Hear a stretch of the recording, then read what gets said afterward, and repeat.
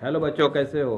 तो जैसा कि तुम बोर्ड पे क्वेश्चन देख ही रहे हो, फिजिक्स न्यूमेरिकल का एक और क्वेश्चन है a block of wood in floating on water with its dimension 50 centimetre into 50 centimetre into 50 centimetre inside water. Calculate the buoyant force acting on the block और take g equal to 9.8 N K G -1। Question है कि एक block of would है, एक लकड़ी है, लकड़ी का गुटका है जो पानी में के अंदर इनसाइड वाटर यानी पानी के अंदर है, और उसका डायमेंशन जो है लेंथ ब्रेथ और हाइट दे दिया है। तो हम लोगों को बताना है कि ब्लॉक के ऊपर पानी के द्वारा पड़ने वाला फोर्स जो होता है वो कितना होगा, बायोंट फोर्स क्या होगा। तो देखो कैसे बनाना है। तो सबसे पहले तो हम लोग क्या कर लेंगे कि हम लोग वॉल्यूम निकाल लेंगे, वॉल्यूम ऑफ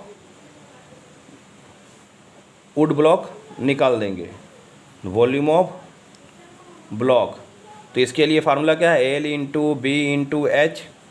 तो एल कितना है 50, ब्रेथ कितना है 50, हाइट कितना है 50।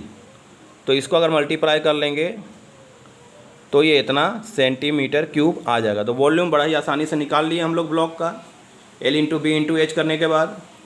इसके बाद जो दूसरा काम है कि हम लोगों को जानना पड़ेगा कि डेंसिटी ऑफ वाटर कितना होता है।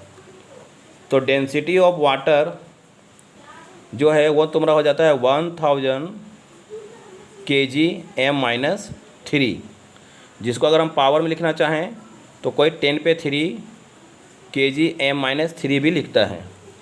अच्छा, तीसरा जो है वो तो तुम्हारा जी है, जी का वैल्यू दे के ही रखा है क्वेश्चन में, तुम देख ही रहे हो 9.8 है।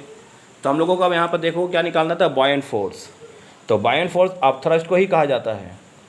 तो हम लोग यहाँ पे अपथ्रस्ट भी लिख सकते हैं या फिर बायोंट फोर्स भी लिख सकते हैं। इसका मतलब होता है कि वाटर के द्वारा ब्लॉक के ऊपर क्या फोर्स पड़ा था वही निकालना। तो उसके लिए फार्मूला हम लोगों का होता है कि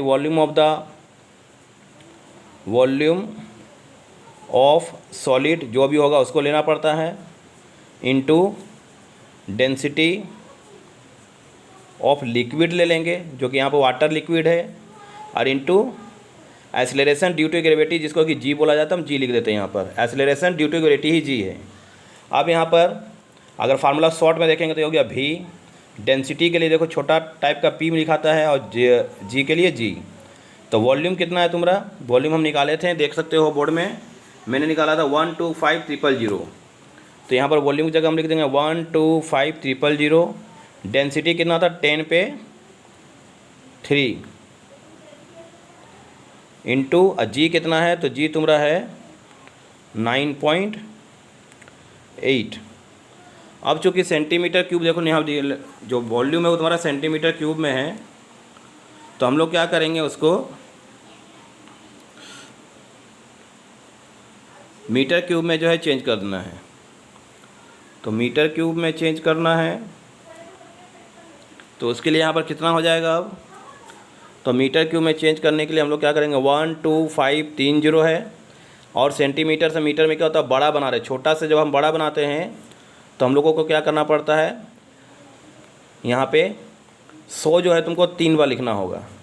क्यों लिखना होगा, क्योंकि 1 सेंटीमीटर के लिए अगर 100 होता है तो यहाँ पे 3 सेंटीमीटर क्यूब चढ़ा हुआ है, तो हम लोगों को 3 बार 100 लिखना होगा, इसलिए मैंने यहाँ 3 बार लिखा है। अब इसको क्या करना है, जो कट जाए काट देंगे, जैसे 2 जीरो यहाँ कट गया, 2 जीरो कट गया, इसका 1 जीरो, इसका 1 जीरो, बाकी को काट सकते हैं लेकिन छोड़ भी सकते हैं। तो हम लोग यहाँ पे छोड़ दे अगर, तो यहाँ पर जो है 125,000 जो हम लिए थे पहले, अब वो हो जाएगा 125, और नीचे में क्या हो जाएगा 100 इंटू 10। तो यहाँ पर 125 होगा ये वाला, और नीचे में क्या हो जाएगा 100 इंटू 10 यानी कि 1000 बोल लो। ठीक है, फिर अगला स्टेप में क्या करना है, अगला स्टेप में देखो ये अगर 1000 है तो ये भी तुम्हारा 1000 ही है, क्योंकि 10⁻³ है। तो एक स्टेप और अगर हम आगे ले जाएं तो उसका होगा 125, नीचे में हो जाएगा 1000, और ये जो 10⁻³ है इसको तुम 1000 में कन्वर्ट कर दो, और उसके बाद 9.8, बाद में 1000 कट हो जाएगा, और ये 125 है उसको 9.8 से मल्टीप्लाई करेंगे तो 12250 आ जाएगा। तो चूँकि 1 डेसिमल प्लेस में है तो 0 कट जाएगा बाद में, जिसके कारण 1225 n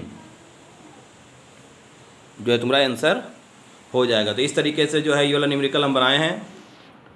और इसका समाधान इसी तरीके से किया जाता है कि अपथ्रस्ट कैसे निकालना है।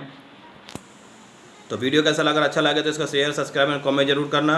और जो नए इस चैनल से जुड़े हैं वो इसको सब्सक्राइब कर ले, जिससे मेरा आने वाला वीडियो जो है उसका नोटिफिकेशन जो है मिलता रहे। Thank you.